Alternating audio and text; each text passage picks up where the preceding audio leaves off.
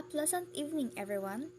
I am Janeline Vigoron from BEd2B, and I will be discussing about the stellar life cycle. So, the stellar life cycle is a fascinating journey that stars go through from their birth up to their eventual demise. And so, let us explore the detailed discussion and explanation of this process. The first one is that we have the stellar birth or nebulae. The stars begin their life cycle in the vast clouds of gas and dust known as nebulae. So nebulae are enormous interstellar clouds composed mainly of hydrogen gas along with dust particles and other elements, and they are often the remnants of the previous stellar processes such as supernova explosions. And within these nebulae, there are regions of higher density where gas and dust accumulate. So the denser the regions are, the potential the birthplaces of these stars, because the gravitational forces within this nebulae cause the material to clump together. When we say clump together, these are individual particles that experience the gravitational attraction toward one another. As this gravitational pull becomes stronger, nearby particles start to move closer and eventually cluster together and forming the denser regions, or known as the protostars. Because the clumping process within these denser regions leads to the formation of protostars. Next is the protostar stage. As the protostar continues to gather material, it grows in size and temperature. This phase can last for tens of thousands of years. During this time, the protostar is surrounded by a dusty envelope. So a protostar is an early stage in the development of a star, where material is gathering at a center but hasn't initiated sustained nuclear fusion. And we have the third, the main sequence. Once the core temperature of the protostar reaches about 10 million degrees Celsius, a nuclear fusion reactions begin. Hydrogen atoms in the core combine to form helium, releasing vast amounts of energy in the form of light and heat. This marks the beginning of the main sequence phase, which can last for billions of years. Or, in short, this marks the birth of a star. The fourth is the stellar evolution on the main sequence. A star remains in the main sequence as long as it has hydrogen to fuel nuclear fusion. The exact duration on the main sequence depends on the star's mass. The more massive stars born through their fuel, the more they quickly and have shorter main sequence lifetimes. Because stars come in a variety of sizes and colors, and these characteristics are often linked to their masses and temperatures. Just like in stellar sizes, we have four. The first is the dwarf stars, which are the most common stars that include the red dwarfs. And the second is the main sequence stars. This category includes the stars like our sun, and they are moderate size and mass and are in stable phase of hydrogen fusion in their cores.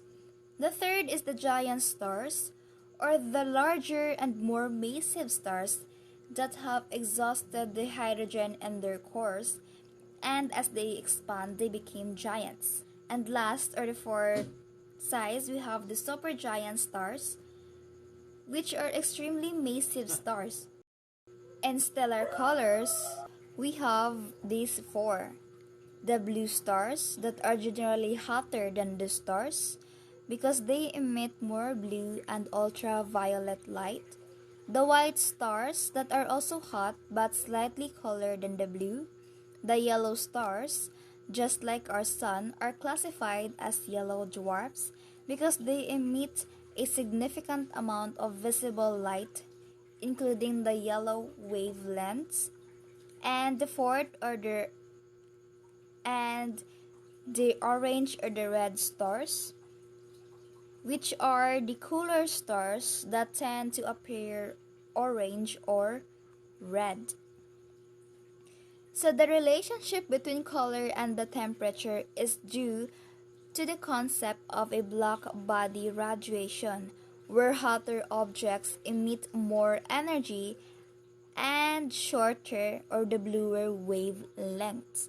Stellar sizes are linked to the mass of the stars and its evolutionary stage, with larger stars typically being more massive and evolving through different phases. It is important to note that the color and size of a star can change over its lifetime as it goes through different stages of stellar evolution. Next is the stellar evolution of the main sequence. As a star consumes its hydrogen fuel, it undergoes changes. The core contracts and heats up while the outer layer expands. This can lead to a star becoming a red giant or a red supergiant depending on its mass. The next is we have the stellar death or supernova or planetary nebulae. It is the ultimate fate of a star that depends on its mass. So a planetary nebulae is a glowing shell of ionized gas and ejected outer layers of a dying star. Despite the name, these nebulae have nothing to do with planets, because the term originated in the 18th century when astronomers observed these objects through early telescopes. So we have here two masses of stars. The first one, we have the low mass stars. These stars, like our sun, eventually expel their outer layers in a gentle, shell-like process, forming a planetary nebula. The remaining core becomes a white dwarf, slowly cooling over billions of years.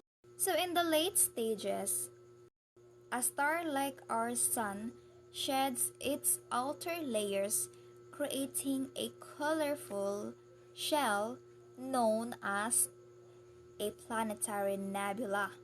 The remaining core becomes a white dwarf that is slowly cooling over billions of years.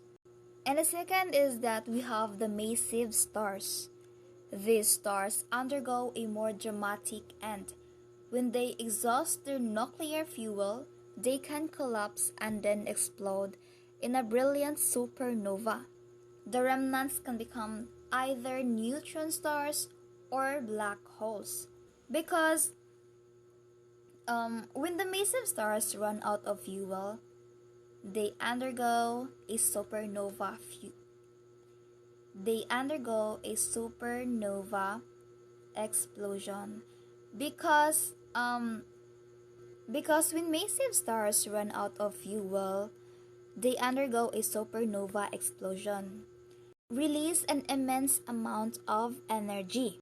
Because when the massive stars run out of fuel, they undergo a supernova explosion, releasing an immense amount of energy. And this explosion can briefly outshine an entire galaxy. And the remnants of a supernova can collapse into a neutron star or a black hole, depending on the mass. Next, we have the neutron stars. Neutron stars are incredibly dense, with the mass of a star compressed into a small region about the size of a city.